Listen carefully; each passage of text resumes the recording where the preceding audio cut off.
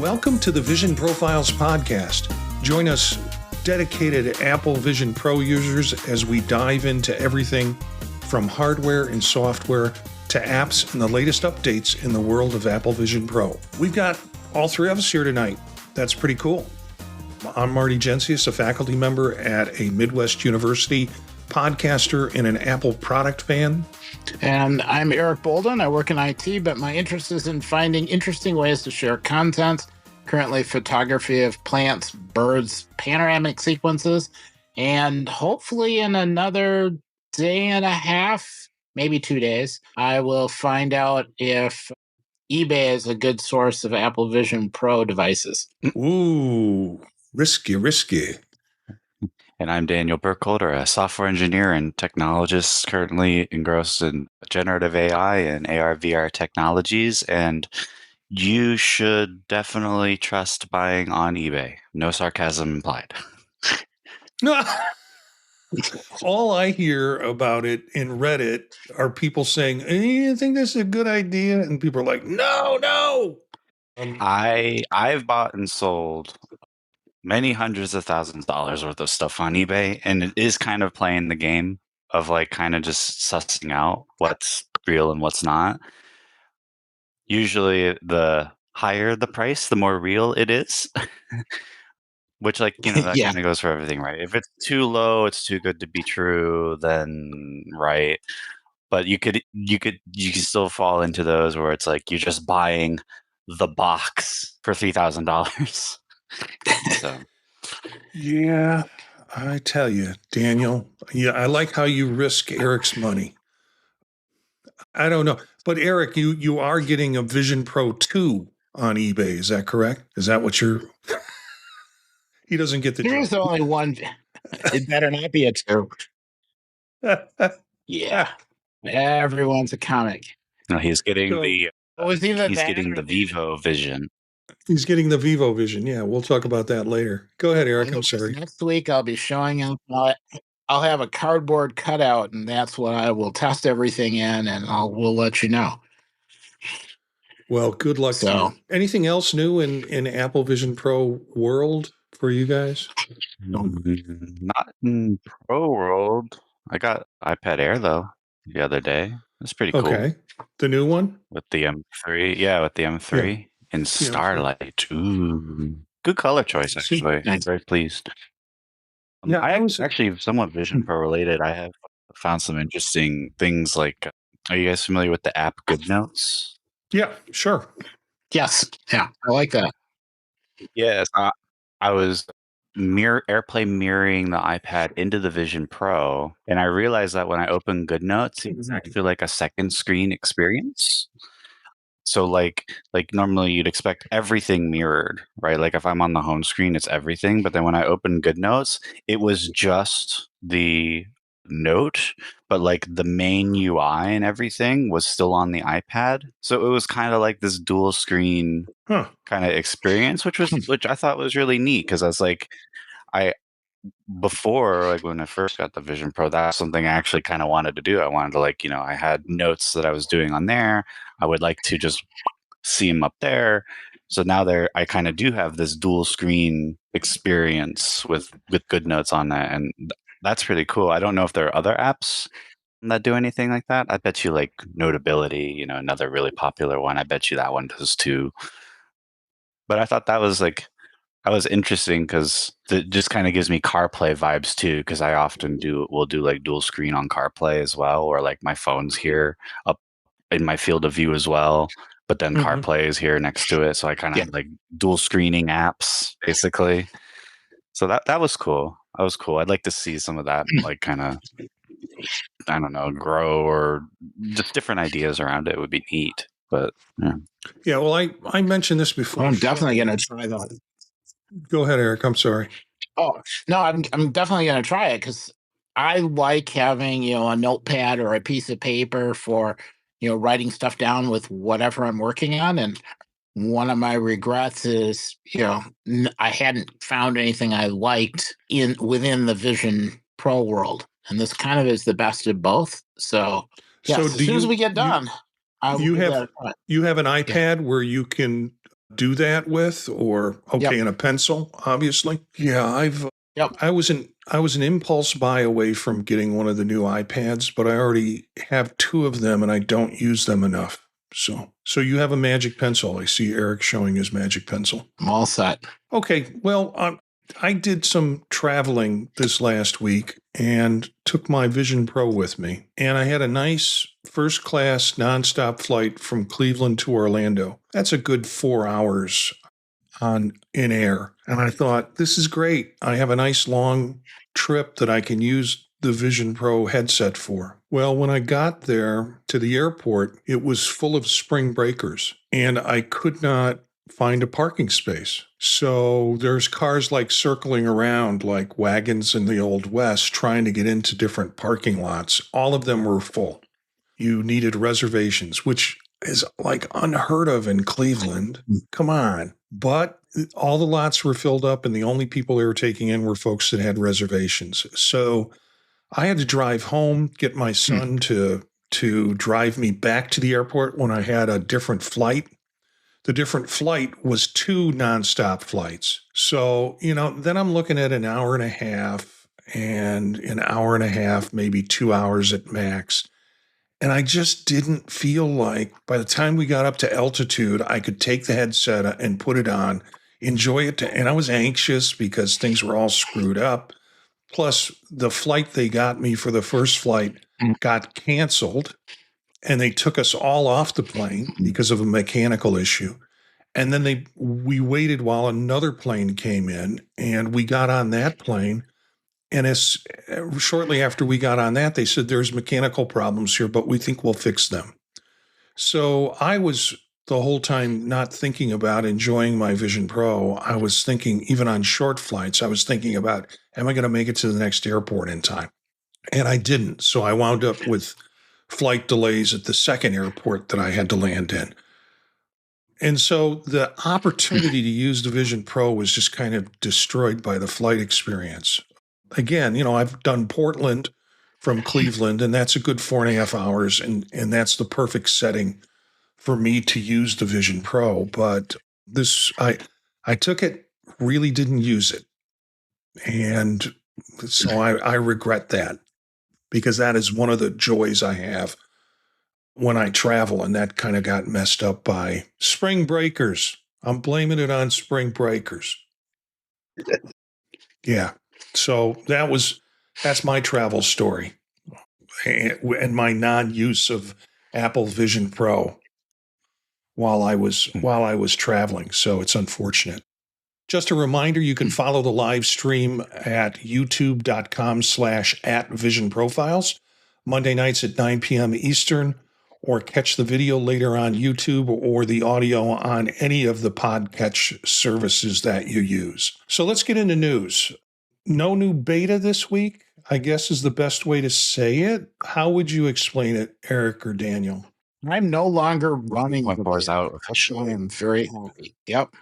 Okay. So I heard Eric say he's no longer running betas and he's very happy. And then I heard Daniel say 2.4 is out. Yeah, it's out. I've been on. Everything else got an update last week too. Am I going to have to call on you? Yeah, I feel like I'm laggy tonight, honestly. Yeah, you do. It does seem a little laggy, but at least what's going on and what you're seeing is a little laggy. But the audio seems to be pretty clear. So, Daniel, go ahead and say what you're going to say. Oh yeah, I mean, I installed the release candidate. That was last week, right? Yeah, I installed that, and that's been fine. But then, yeah, I saw it's out officially now today, which means there was nothing for me to update to, because I guess the release candidate became the real candidate. But yeah, no real, nothing really I've noticed changed other than the stuff that we've already been talking about the last couple of weeks around it. I did try using the Apple Intelligence to make a memory, but it really, really had a hard time. I went to the St. Petersburg Grand Prix a couple weeks ago, so I was like, make me a little memory, move me of that. And it did not want to go. It did not want to do anything. I had such a hard time trying to figure out. It asked me for date ranges, and I'm like, okay, here's some of the photos, and it's like, I still don't know what to do with this, and I'm like, okay, this is Apple Intelligence, everybody, let's go. But so Well, it wouldn't otherwise, be nothing really interesting to report on 2.4.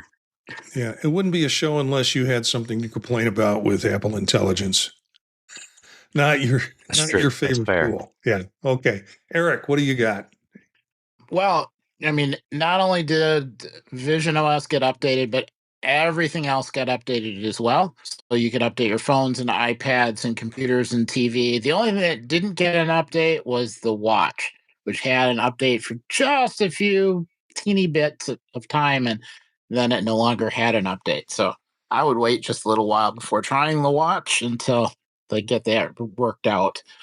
But everything else seemed to work pretty well. Yeah, you mentioned before the show, because I was saying, I tried putting the headset on all day long to see if there was going to be some update. I'm running the developer beta, and you said, well, what you need to do is shut off the developer beta, let it do the update, and then turn the developer beta back on.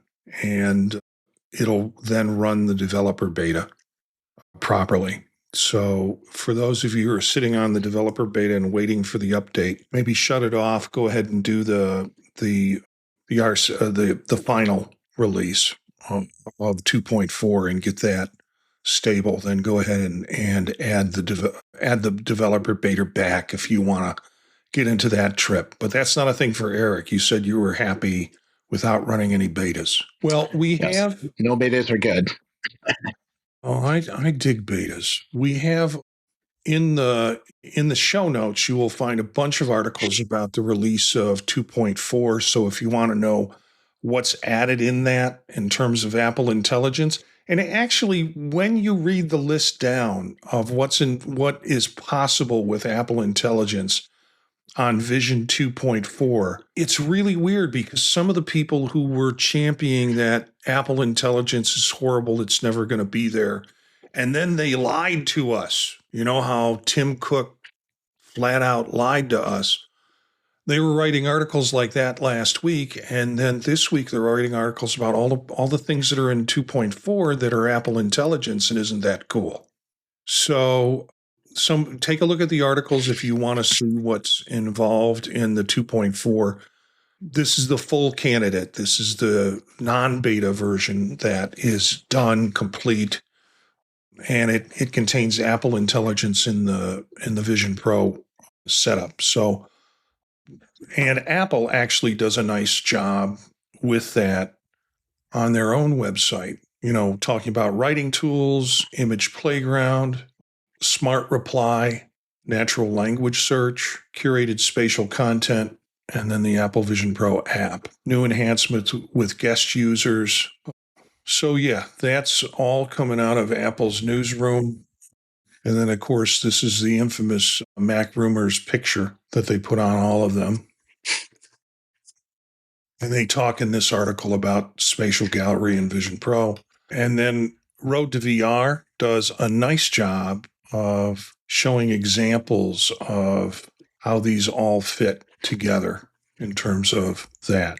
So those articles, again, are in the show notes that you can find in the either on the video version of this on YouTube when I post it later, or in the podcast. You can look in the show notes and see the links to these articles. Well, let's switch to a little bit about fall detection and how Apple has done some patents around fall detection, a feature for future Vision Pro smart glasses and contact lens devices. So patently, Apple has put together some information, and again, this link is in there, about fall detection. So if eyes are closed after an aforementioned movement occurs, then it's suspecting that you have fallen, and for that reason, it might trigger a fall detection. So that's patently Apple. 9 to 5 Mac picks up on that and talks about it more in a narrative. And that. Any reaction to these or thoughts about fall detection in Vision Pro? I think that when we start getting more immersive content and more escape rooms, then I'm going to be really happy for fall detection. Because you have fallen while playing escape rooms? Well, we've got an app coming up Let's later just say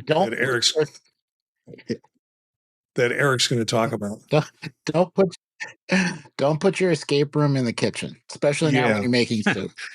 Yeah, we'll talk about that app because my house is so cluttered. I had a hard time trying to find.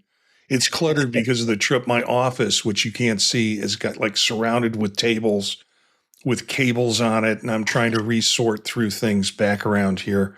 And I won't pan the camera around, so don't ask. But it's really kind of a sloppy mess. And so when I saw the app, I thought maybe I need to do this in another room. So yeah, fall detection. Particularly if you're mobile and walking around with the thing, I imagine would be good. Because there are some disorienting experiences. There's another app we'll talk about tonight that will put you in environments.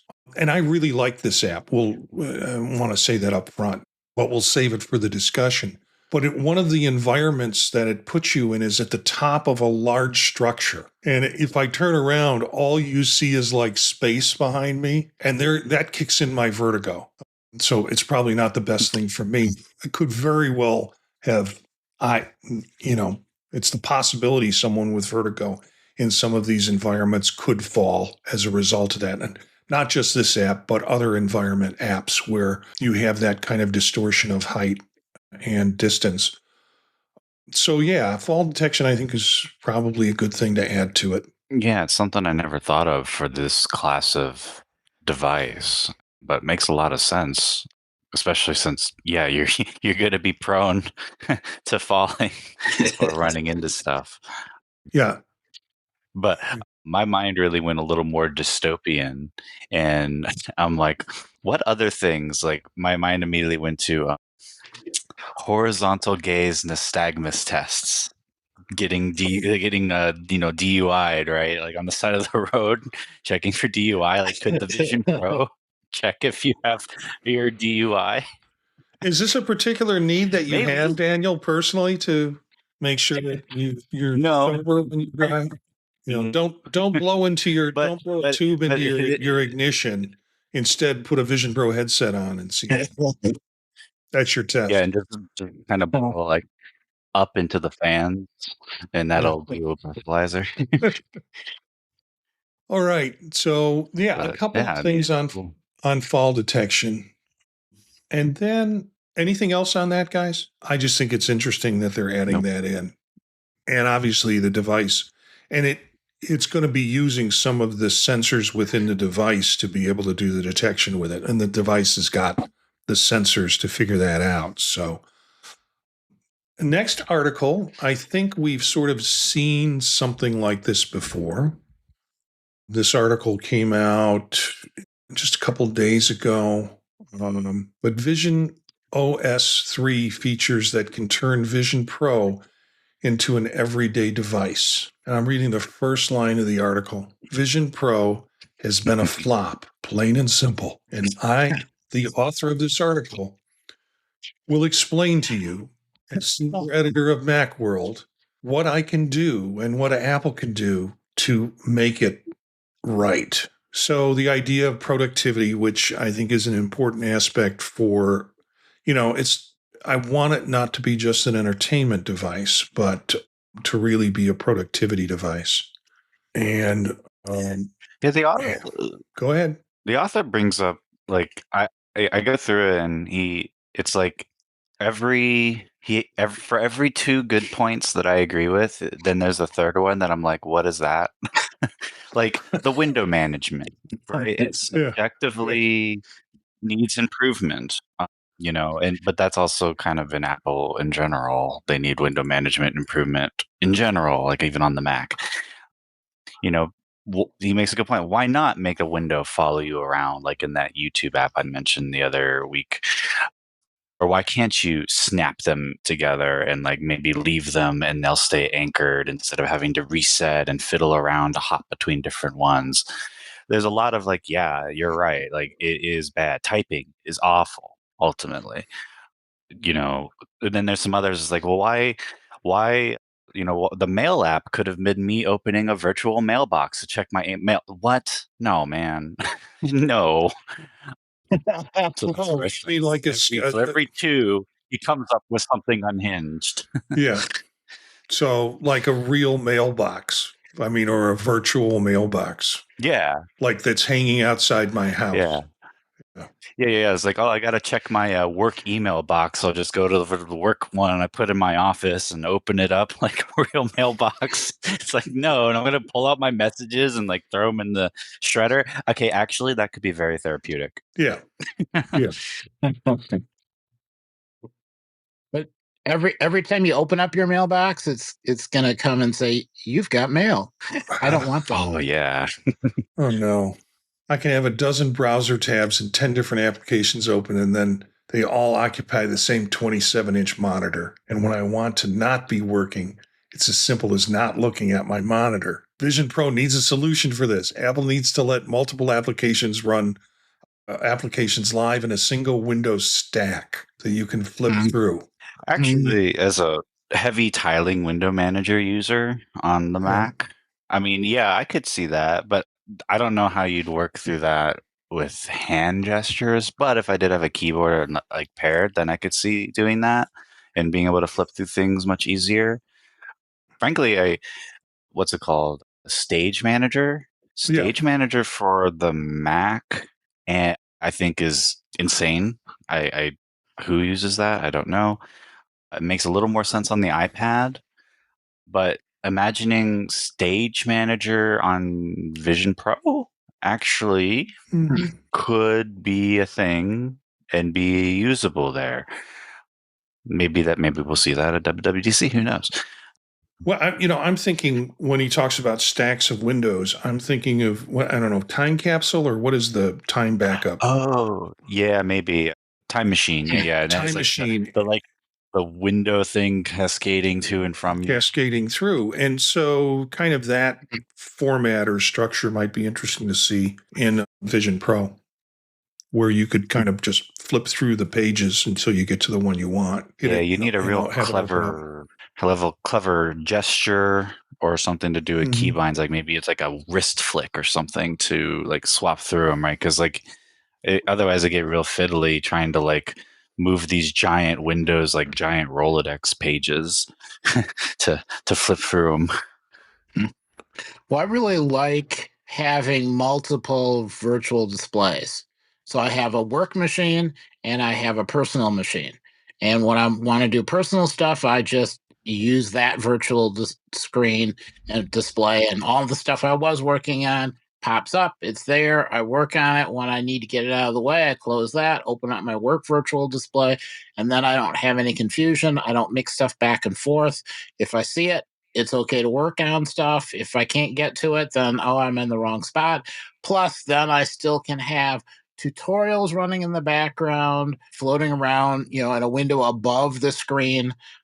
It pretty much gives me everything. The only thing I was missing was note paper, but you gave me the solution to that earlier. So yeah, I like that a lot. The only thing I would dearly love to have is I would like to be able to use the keyboard and trackpad from my iPad as the keyboard and trackpad for all of the devices.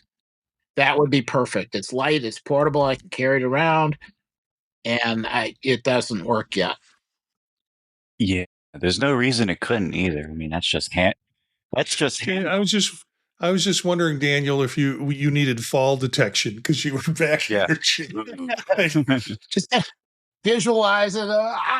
Okay. Yeah, I was thinking stacks. You know how we have or had stacks where we could just pull things out of an envelope and run it and throw it back in the envelope if we wanted, and just have a series of stacks set up on the screen as another option for Windows management or what you're running kinds of management.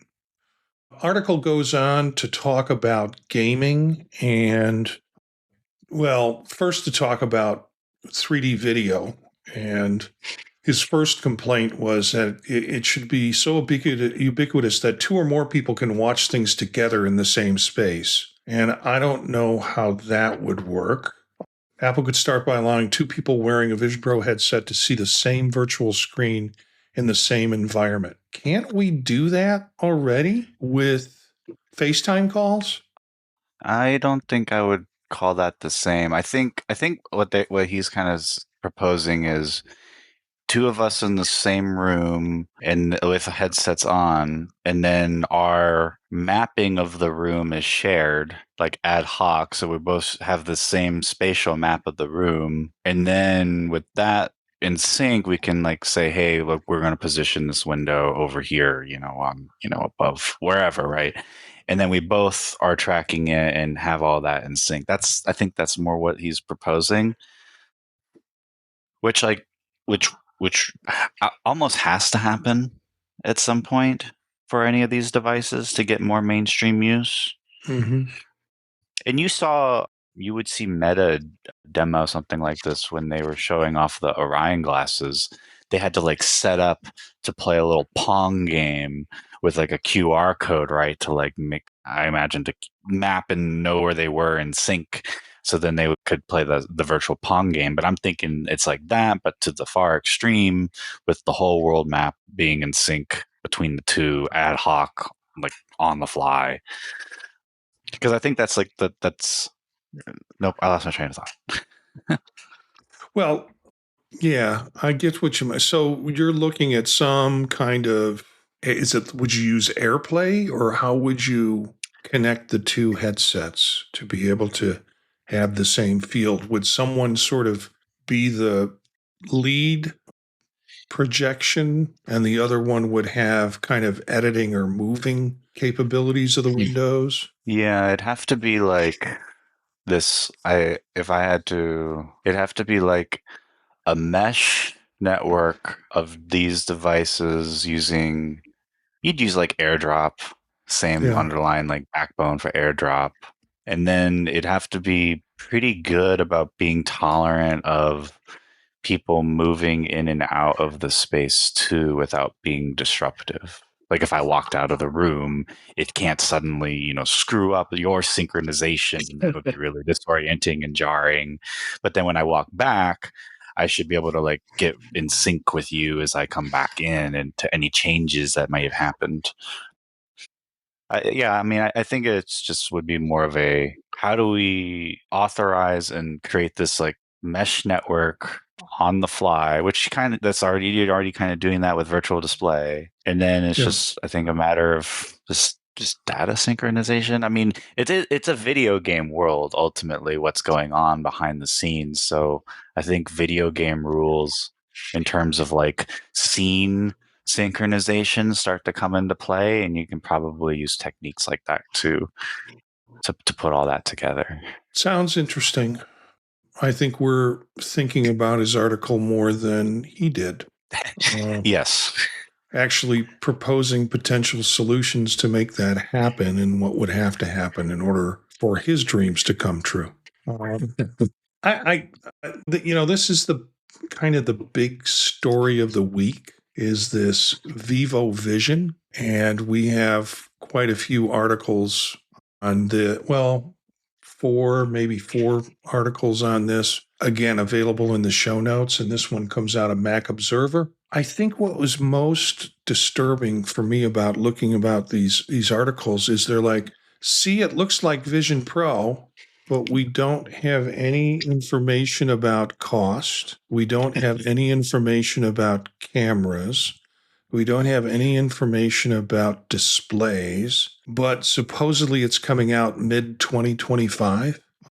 And we don't know if it'll be available in other markets other than China. So from a picture and whatever the company chose to release about it, they're now trying to make a comparison between a product that we know about and a cost that we know about versus a product that we have very little information on. Thoughts, guys? If all it is a virtual display, I could see it. Yeah, I mean, who knows? It's probably going to be running one of the Android variants like the Samsung one will, I imagine. I mean, I think most people were focusing on the physicalness, like the physical comparisons, which I don't know about you guys, but I actually think this looks cool. Like, there's some parts about it I don't like, but there's some parts I'm like, okay, that's actually really cool. Like, I like the shape of the front lens and glass. Mhm. I don't like the side arms. Those little plastic arms look like they're just gonna fall off, like if I look at them the wrong way. At least with the other ones, they're like kind of soft and malleable, and I can just pop them off. You know, the audio pods. Those look like they're Mhm. just brittle plastic that's gonna fall off sometime. And just even like the color choice, and I don't know how it's lit. Maybe makes it look cool. I don't know. It does look cooler almost than the Vision Pro, and maybe even a little thinner overall Yeah. too, which is a good thing. I'm trying to think if it, from looking at the picture, it looks like it has the singular band Hmm. around the back of it, but it also looks from the inside like it's plastic. And I wonder, or there's a plastic layer on the inside. I really think that's probably what they're using to hold the thing on the display. I think if you take that off, you've just got Yeah. the expandable singular head strap, which is like, if you look at it, it's a complete ripoff design of what Apple did with their head strap. Doesn't talk about batteries at all or how it's going to run. I think we'll be okay though. It's not. I don't think we should look at it as a serious competitor. I don't think anybody has thought, "Oh wow, I can't wait to go buy this Vivo." So maybe this is a turn for them. Who knows? But I've never seen Well, anyone be like, "Yeah, I love it." at the same time, I think it's great that they're pushing it and maintaining the AR VR. We don't even know if it's AR, headset, and so it strongly inspired by Apple Vision, but it might not do all of the stuff that Apple Vision is known for doing. It's still interesting to see. Here's an alternative path on this network. If all you want to do is have a good media serving device, this might be the product for you. Of course, we've seen these before, and I've gone, ooh, let me look at this. Maybe I want to put some money down on this and realize I'm buying it from China. Nothing wrong with that. I don't have any problems with that. But what do I do if it needs fixing? Or how do I get software to run on it? And what's going to be my availability to do that in the States? So, unless they start exporting it here to any great degree, and we know what the software management is for it, then I think we're going to be challenged to really see a crossover and distribution to the States on something like this and the availability for service or other kinds of things that you'd want. I bet you the price point is going to be cheaper than the Apple Vision Pro, but I also bet you the product line and what it's capable of doing is not going to be as fully available as it is on the Vision Pro. This might look like a Vision Pro Lite or a Vision Pro 2 when it comes out to it, but right now I'm not seeing it as a like Daniel says, we don't have enough information to say it's a competitor, but this was kind of the story of the week. Everybody picked up on it. So they got good PR. And again, another article in 9 to 5 Mac, beleaguer this too long, but another article from 9 to 5 Mac. The company uses the term spatial computing to describe the mixed reality headset. Nobody outside the company has been given a chance to try it. So, Yeah. yeah, a shorter article from 9 to 5 Mac, I guess, is the way to say it. And then one from Mac Observer. Mac Observer occasionally does some, provocative stuff. And this just came out a couple of days ago. Apple sets the trend. Here are the key reasons why Vision Pro clones exist. Consumer expectations, market perception, and functionality dictates design. And this whole article is a series, I guess, of different clones. And they start with the MetaQuest Pro 2, which is rumored, and the Xiaomi wireless AR glasses. Some of these we've talked about on shows before. HTC Vive XR Elite, PMax Crystal, Samsung XR headset upcoming. And Valve is supposed to be doing Deckard is their next headset, I believe. But that's going to be more in the PC VR realm as opposed to the spatial computing realm, but still notable. Yeah. It's okay for me to take a shift, guys, to go on to something different. Anything else you want to say about these headsets? All right. Well, I want to go on something that's really bothering me, has bothered me for a long time. And that is the ResMed Contour head strap. I have sleep apnea, so I use a ResMed device with the headset. And actually, I don't use the straps behind the head anymore. I use a different, well, yeah, sort of I do. But the idea here is with this device, which they announced a while ago, was it kind of has counterbalance on it. So if you look at the design, it's got the over-the-top strap, and then it's got two straps, one that's kind of mid-cranial and one that's lower, like under, tightening under your head.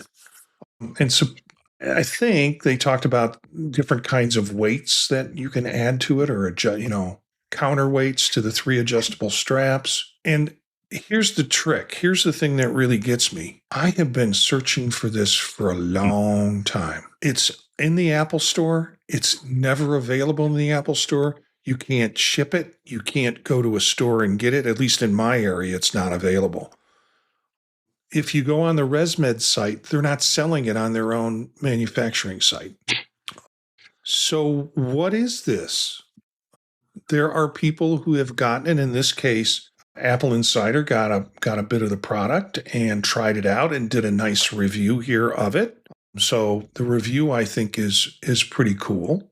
And it gives it a 4 out of 5. Oh, and it says buy from Apple. Should I click on it? See what happens. Click on it. Only at Apple. Currently unavailable. Apple Store pickup is currently. So yeah, there's my answer to that. The answer that I've been getting for months. Did you read the comments? Oh yeah. Yeah, I was gonna say that. The comments. Go ahead, Eric, talk about it. This has been unavailable for months from Apple. No stores have them in stock. They're not available from the link you provided or any other link. If you really don't like your Contour headset, I'll be happy to purchase it from you.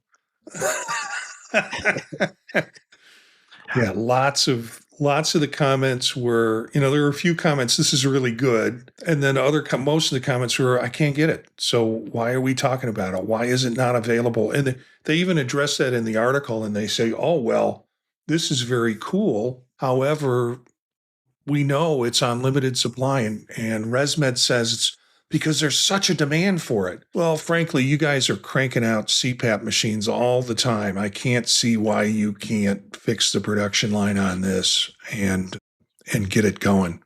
Particularly if there's such a demand for it, you're going to sell the damn things.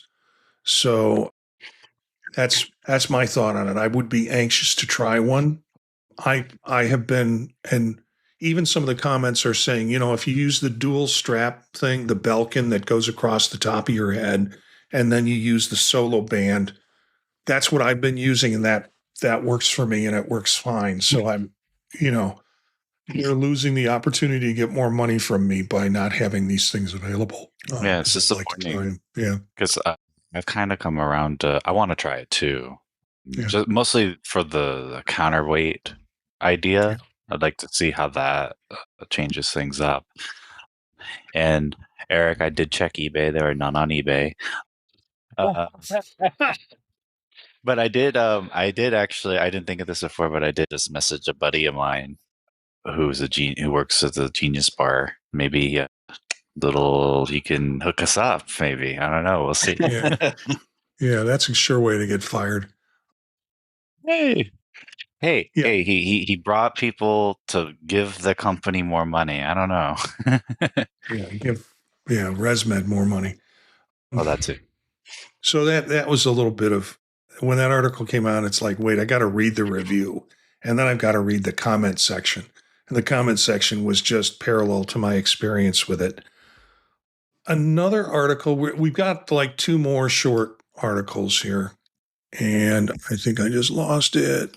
Let me get it open again and pull it over here. So, yeah, another article is second to the last one we'll talk about is Apple TV returning Friday Night Baseball and a new documentary series. Now, why would we be talking about Apple TV and particularly baseball? Well, because I like baseball. And when this is over, I'm going to watch the Cubs while I do the editing on this show.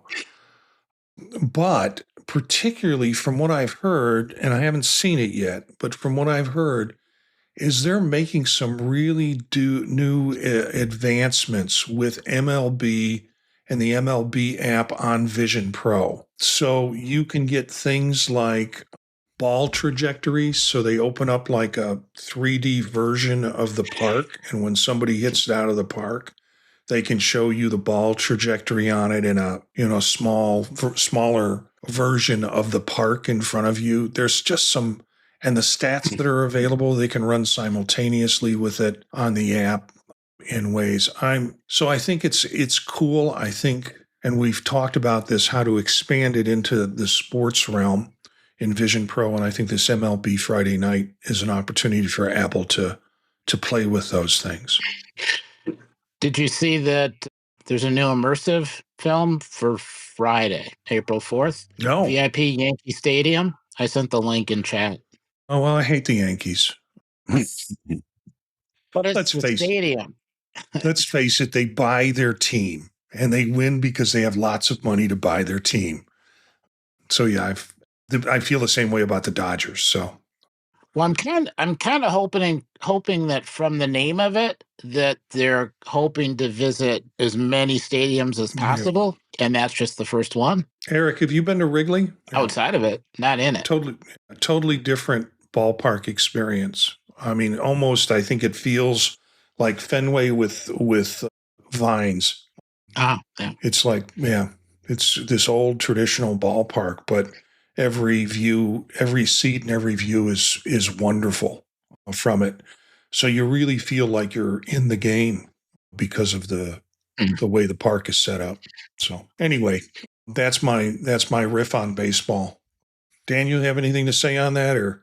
Other than being jealous that I don't enjoy watching any kind of sports because the sports stuff on Vision Pro is super cool. I mean, to have those virtual renders of the field and the trajectory and all that, or I think for F1, they had like the track on big display. Like that is so cool.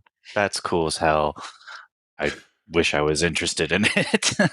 Well, there's that one app where you can get excited about watching airplanes land at airports that are virtually renditioned. Yeah, it's cool when they combine the projection of what's going on in the game with the AR that's happening in front of you. I don't know what to think of this last article. Is the visionOS inspired design on iOS 19 supposed to boost Apple Vision Pro sales? So so we're getting into Garumer's space, where he talked about how 19 is just going to be absolutely spectacular, and it's going to be a complete redesign. And they're saying that if we design it, the article's saying if we design it like the interface on Vision Pro, then people will want to buy more Vision Pros? No. No. There's something to be said about having a unified design language across all your products. 100%. But no, that's not the reason. I don't know if anyone... No.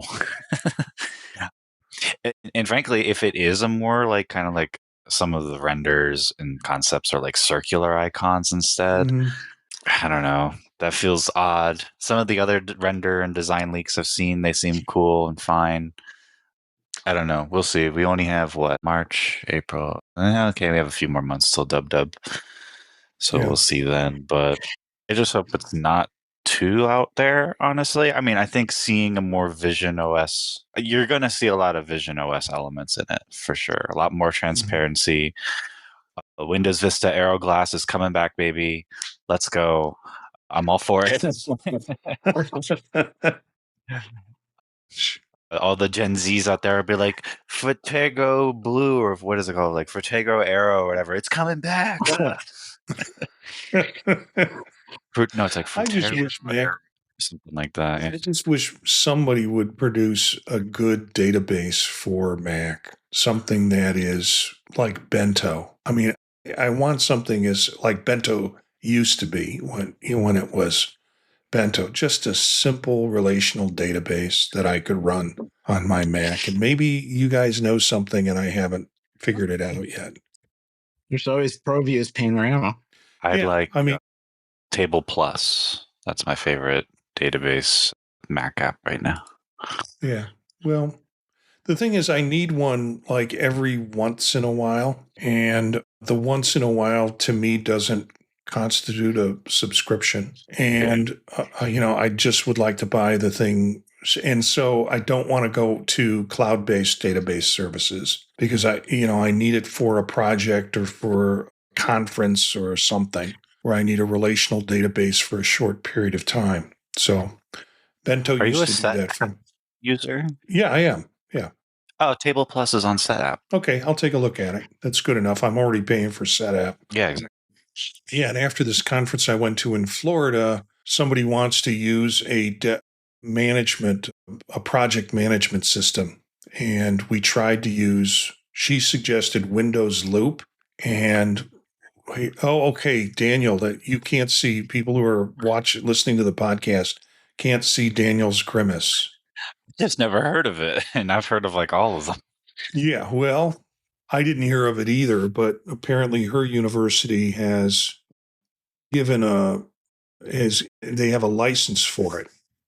And the license is, she's like using it, but she couldn't figure out a way to get me there. So I have a 365 license, and because her university, she thought was, well, maybe it's only people at this university that can connect on Loop to be able to do project management, that we can't do it out of the university structure with somebody else. And I said, okay, that's fine. I have a 365 and managed to download it and add it and still couldn't get her to recognize. The point came where it's like, add people to your team. And I attempted to add people to my team with no luck whatsoever in doing so. So I said, there are web-based versions that we can do this with that I'm willing to pay the $5 per member per month just to make something workable.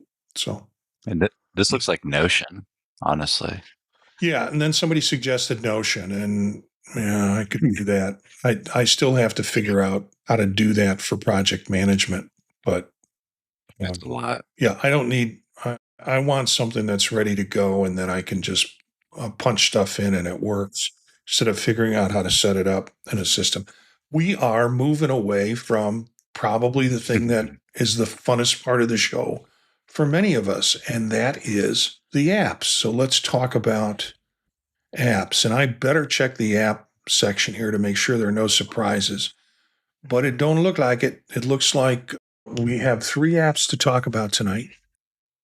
I don't want to put you on the spot, but have any of you played with any of these? Have you played with, let's start with this, Starship Drift? I haven't yet figured out the controls. Although I did discover if you just lean back and forth a little bit, you don't crash for quite a while, and then you die. Well, there are 2 options with the controls in this. I brought this up because a person on Reddit who created it, Mark Kinoshita, and I'll go back to the page in a minute, who brought it up. I saw it on Reddit. He said, hey, like, this is my first one. Will you guys check it out? Mm-hmm. And, it's a $199 to purchase it. I went ahead and, it's $2. What the heck? And played with it and found the same experience, Eric. I think it's interesting. It's like this, you're steering this ship supposedly through your head movement or your eye movement, and it steers the ship around oncoming asteroids. So you're going through a field of asteroids. And there are little hearts that pop up. And if you manage to steer your ship through the heart, you get an extra life, I guess is the way to look at it. But it wasn't until I closed down that and looked at the settings that I realized you also have the option to use hand control with it. Oh. And the hand control was kind of a little bit like the opposite. Whereas with the head control, you really had to stretch or do stuff. And there were some hearts that were just out of, with the movement of it, were just completely out of possibilities of me ever getting there. With the hand controls controlling this rocket, there's much more easier, a greater chance of being able to move the ship into the path of the heart. The problem was it was almost too sensitive, like it would shoot completely across the screen and sometimes out of my field of vision with it. I think it's fun. I have, it's a $2 price, and I hope it gets better in terms of the controlling of it.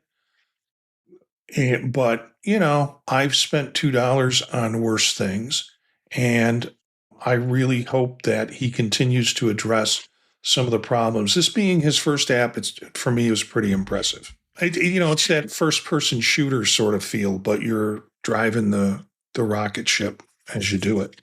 I kind of wish that the asteroids, as they got close to blowing up the ship, you would get like a tone warning so that you could really, get your blood pressure spiking. Well, I'll tell you, I'm sure I clipped a couple of asteroids and didn't lose a life because of it. I'd have to hit that asteroid, and there was a point where I couldn't kill myself. I kept adding hearts. It's like, and so I was deliberately trying to fly it directly into asteroids just to end the game. Not that there was anything wrong with the game. I just wanted to field test it. So Mark Kinoshita, good for a start. Suggests that listeners try it out for $2, and it might. I hope he continues to develop it as he learns how to develop more for that. This one again came through. I was going through Reddit and thought I wanted to try this, and was incredibly impressed with this app called Mexico Vision. And he calls it a cultural immersion app. Miguel Garcia Gonzalez is the developer. Again, I think sort of a sole developer under a company name. And it was really pretty cool. Did either of you try this, or do either of you want to comment on this?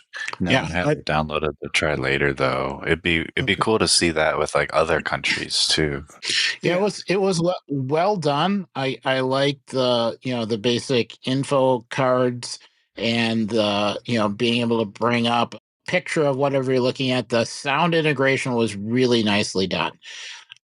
And the 3D models, it wasn't intrusive. It wasn't really there until you asked for it. It did seem to add things. Really, my only complaint with the whole thing was I really wish that the chocolate pods that they had were 3D models of real ones instead of plastic ones. Oh, so the model looked too plastic and not real enough. It was like a model of a museum example piece or like a classroom piece. So I understood it, but it seemed like, well, this was so nice that kind of was a little bit disappointing. And, the dog was a model of a dog, but that kind of worked. Yeah. The plant, though, I kind of wanted to see a real one. Yeah, the agave. Yeah. It's interesting because most of them are, what do they call? Most of them are 3D renderings of different things. There's some that are just video, which is pretty cool. And there's one that's environment. And the environment was the one I jumped into, and it put me on top of a Mayan temple. But it put me on the edge of the steps of a Mayan temple. Oh. So if I looked to the right, all I saw were steps that I could fall down. Oh, well, that's not good. And if I looked to the right, I saw where I wanted to sit. So I don't know, Eric, if you looked at the band playing when you went in and they showed the video, the like 2-minute video.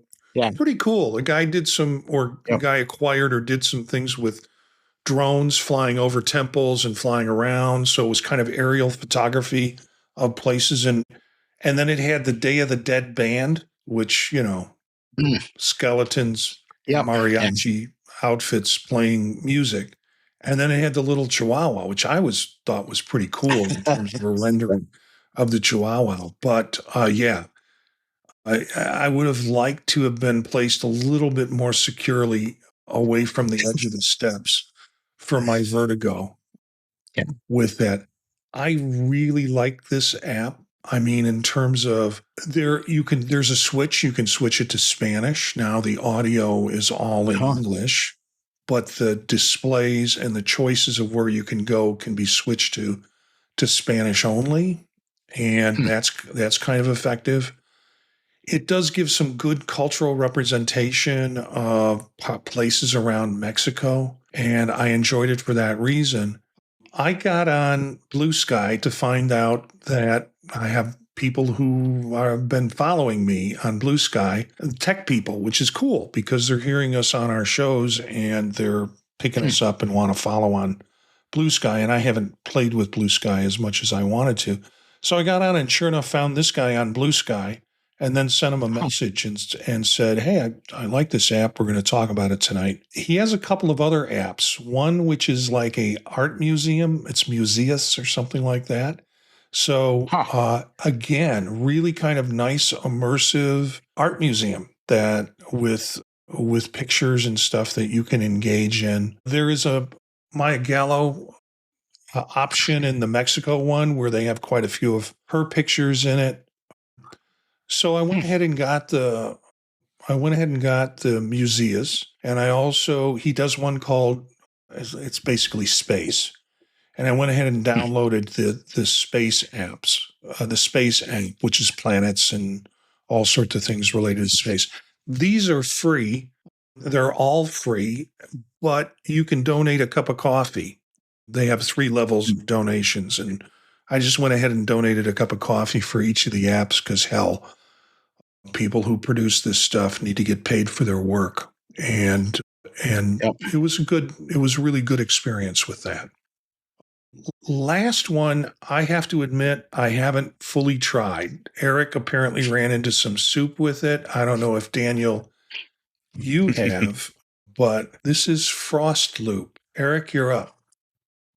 So you takes a little while to download, and then when you launch it, it gives you kind of a wireframe cube. Right. And that is the moment where you can tell where the edges of the room are supposed to be. And you can preview what objects are interrupting that space. If you have a boiling pot of soup within the room, you are too close. If you have a sink and an orchid in the window that is within the room, it is too close.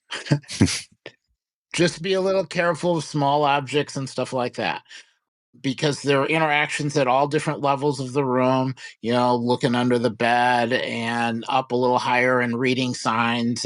And I kept finding myself wanting to lean on counters that were not real counters or trying to sit on the edge of the bed to look underneath the dot. Yeah, that was not good. I think if I do it again, I'm going to bring like some ski poles or something to lean against. I've enjoyed it. I have not solved any of it. I haven't solved the code yet. They give you a little kind of a screen, an iPad-like screen where you can exit, but you can also ask for hints. And it gives you hints, but it doesn't give you hints that are so obvious that you don't have any fun. And it does let you get out and you can save your progress. So yeah, it's well worth the $2. So you just need space. Yeah. So it's an escape room, but you need space to be able to do it. So I can't interact in this room unless I get up and go over to the object and do it. Yeah, or stand outside in a yard, or go to a park, go to a coffee shop, and tell everybody to leave their tables so you can move them out of the way. And so I can't look at a cabinet, use my fingers, and pull that while I'm from a seated position to open up the cabinet. Well, some things, like there's a spot where there's a flashlight on the bed. You can pick it up and you could bring it closer to you so that you can, use the flashlight. But other stuff where you're supposed to punch in a combination, like the safe is too heavy, you can't pick it up and move it. At least I haven't figured out how to pick it up and move it. So, I'm notoriously bad at escape rooms. Like if I went to an escape room, I would take a sandwich and something to drink, and and only rent the room for a short amount of time because Yeah, I like that the app that is not available on Vision Pro. Maybe it is, I can't tell, but it's called The Room, and there's a series of them, and it's basically puzzles that take you through that. And I've enjoyed those. I've done escape rooms. I wouldn't say I'm excellent or good at them, but I find them interesting experiences. So, well, the last one I tried was like a telephone booth, and that yeah, one felt confining. It yeah. was tiny enough you could almost play it from an office chair, but I Mhm. always felt like the room was shrinking. This one, there's plenty of space. You can turn around, you can see all the different edges. There's something to look at. There's a window where you can open up the shades and look outside. It's kind of snowing, so you don't want to go outside, but Yeah. it was good. I think if I play it in the kitchen again, I'd put like cones on the entrance to the kitchen so people don't come in because you can't immediately tell they're there. And Yeah. well, Is that the show? Anything else to chat about? 3D movies, real or fake? 3D movies, real or fake? What do you mean? Oh, I don't know if it made it. I pasted and I disappeared the last time, but there's a website that has a list of 3D movies, ones that are really 3D and ones where they took 2D movies and converted them. So that was kind of interesting. Well, let me open that up. It's actually disappointing the number of converted movies, actually. And there were more of them that were converted than I thought, but Oh, good. Thank God. Thank God Spy Kids 3D was made in real 3D. I was really worried there for a moment. So here you go. And maybe I'll zoom in a bit to make this a little better for people who are actually looking at the video. Real 3D or fake 3D. And this is realorfake3d.com. Inside Out 2 was real 3D. but Deadpool and Wolverine wasn't. It was fake 3D. You know what? I enjoyed Deadpool and Wolverine a lot more than I would ever enjoy Inside Out 2. Super Mario Brothers versus Fast X. Wow, I would have to see. Yeah, I'd have to see these movies to actually make a judgment on them. well, Luca was good. I mean so I'm happy it was real because it was really good. It doesn't surprise me. Thor: Love and Thunder was fake. Yeah, I missed the Boss Baby Family Business. So anyway, I thought that was kind of interesting, and there was some comment on the site about here are the list of things that I'm not going to list that had to do with some animated things because it was too hard to tell if it was real or not. Because you could have a couple sequences that were real and others that weren't, but it still is kind of neat. So now I want to go back and rewatch. So I got to tell you, looking at that list, I enjoyed more of the fake 3D movies than I did the real 3D. If I even saw the real 3D movies, lots of kids stuff, but some of them I have seen, and it's like I still like the look of the fake 3D better than the real 3D. So, well, if the stories are good, yeah, I guess sometimes the 3D is where all the money went, and the story was an afterthought. Okay, I think that's it. We'll have all those links in the show notes. Thank you for tuning in. We'd love to hear from our listeners. Thanks to the chat room. We had people in and out of the chat room throughout the evening. It was really great to have those folks in. We'd love to hear from our listeners. If you have ideas or want to join an episode, hey, I can make as many boxes as I want to on this little screen. If you want to join us, you can join us by contacting us at visionprofilespodcast@gmail.com. Our bumper music is Free Jazzy by Steve Combs, courtesy of the Free Music Archive. Daniel, it's always a pleasure to have you here. Come as often as you like. Learn more about us and the Vision Pro and the Vision Profiles podcast in our website, thepodtalk.net.